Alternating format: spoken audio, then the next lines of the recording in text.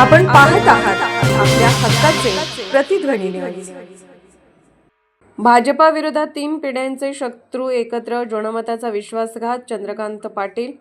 जिल्हा परिषद निवडणुकीत भाजपला स्पष्ट बहुमत मिळूनही विरोधकांनी सत्तेसाठी खेळी करत जनतेचा विश्वासघात केल्याचा आरोप पालकमंत्री चंद्रकांत पाटील यांनी केलाय। मिरज येथे झालेल्या पत्रकार परिषदेत ते बोलत होते। यावेळी त्यांनी खासदार विशाल पाटील आणि आमदार जयंत पाटील यांच्यावर टीका करताना भाजपला पराभूत करण्यासाठी 3 पिढ्यांची दुश्मनी बाजूला ठेवून हे नेते एकत्र आले, महायुतीतील घटक पक्षाच्या सदस्यांची पळवापळवी करून जिल्हा परिषदेत सत्ता मिळवली असा आरोप केला। एका लुगड्याने बाई म्हातारी होत नाही, ट्रम्पला हरवून सांगली जिंकल्यासारखे वाटते असा टोला लगावत त्यांनी विरोधकांच्या विजयावरही प्रश्नचिन्ह उपस्थित केले। पाटील पुढे म्हणाले की स्वर्गीय वसंतदादा पाटील आणि स्वर्गीय राजाराम बापू पाटील यांच्यातील राजकीय वैमनस्य सर्वश्रुत आहे, मात्र सध्या भाजपा विरोधात भूमिका घेण्यासाठी या परंपरेतील नेते एकत्र आले आहेत। फोडाफोडीचे राजकारण करून सत्तेवर येणे हा जनतेचा अपमान आहे। सुज्ञ जनता ही खेळी स्वीकारणार नाही असेही ते म्हणाले। जिल्हा परिषद निवडणुकीत भाजपला सर्वाधिक 35.52% मत मिळाल्याचा दावा करत मताच्या टक्केवारीनुसार भाजपच क्रमांक 1चा पक्ष आहे।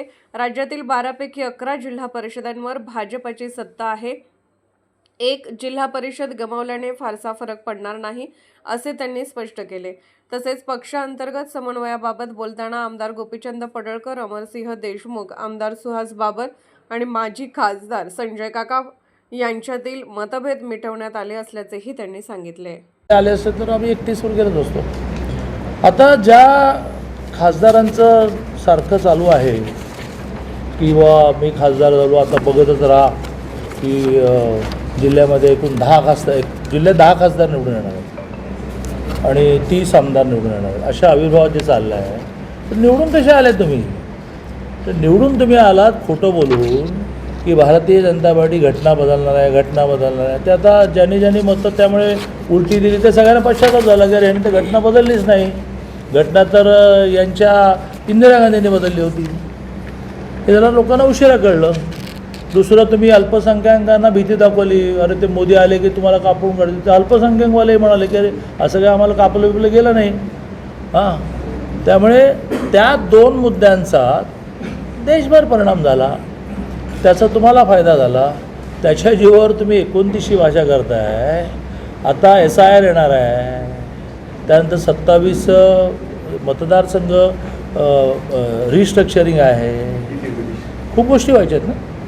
आणि त्यावेळेला काही संविधान आणि अल्पसंख्याकांची भीती येणार नाही आहे। एक मुख्यमंत्री माझी लाडकी बहीण केल्यानंतर लोकसभेनंतर तुम्ही वाहूनच गेले डायरेक्ट, 237 झाल्या।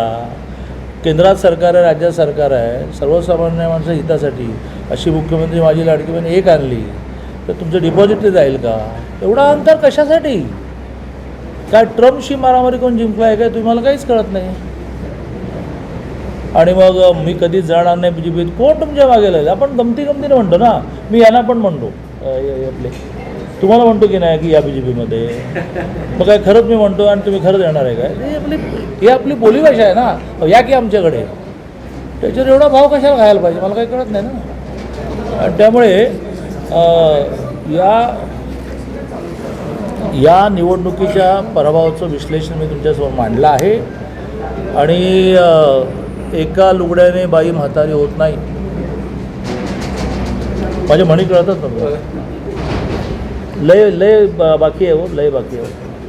आणि तुम्ही आपली संस्कृती, मला हे मान्य आहे, चला मी जाहीरपणे मान्य करतो की जसं मगाशी मी उपरोधिकपणे म्हटलं की माझ्या नेत्यांचं मी अभिनंदन करतो की तुम्ही या जिल्ह्यातलं वैर संपवायला मदत केली, तसं मी प्रांजळपणे मान्य करतो आमच्याही काही चुका आहेत। आमच्या कार्यकर्त्यांचा थोडा समजा लोकांशी टच कमी झाला असेल, कनेक्ट कमी झाला असेल, थोडी अरिरावी असेल, थोडी भाषा नीट करायला पाहिजे असेल, आम्ही त्याचं आत्मचिंतन करतो। आता तुमच्याकडे येण्यापूर्वी तेच आत्मचिंतन झालं, त्यामुळे आत्मचिंतन करतो, त्या सुधारणा करतो, काय करायच्या त्या करायच्या।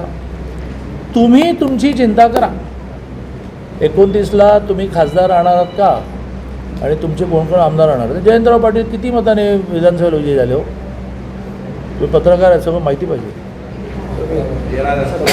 13,000 निवडणुकीच्या परिभाषेमध्ये निम्मे धरायचे असतात ना। तिकडचे 6.5 इकडे 6,500ने तुम्ही विजयी झाले, तर केवढ्या बडाया मारताय तुम्ही. आणि विशाल पाटील विजयी झाले त्याही वेळेला जसं संविधान हा विषय आहे, अल्पसंख्याक विषय आहे, तसं आमच्यातलेही काही थोडा अनरेस्ट होता. आता आम्ही पण पराभवाने शहाणे झालो, अरे बापरे संजय काका हरतील असं वाटलं नाही, असं आमच्यापैकी अनेकांना वाटलं. त्यामुळे मुंगी होऊन साखर खावी, मी किती नम्रपणे मागतो बघा. तुम्हाला सगळ्यांशी रस्त्यात गाडी थांबवून बोलतो मी. बोला.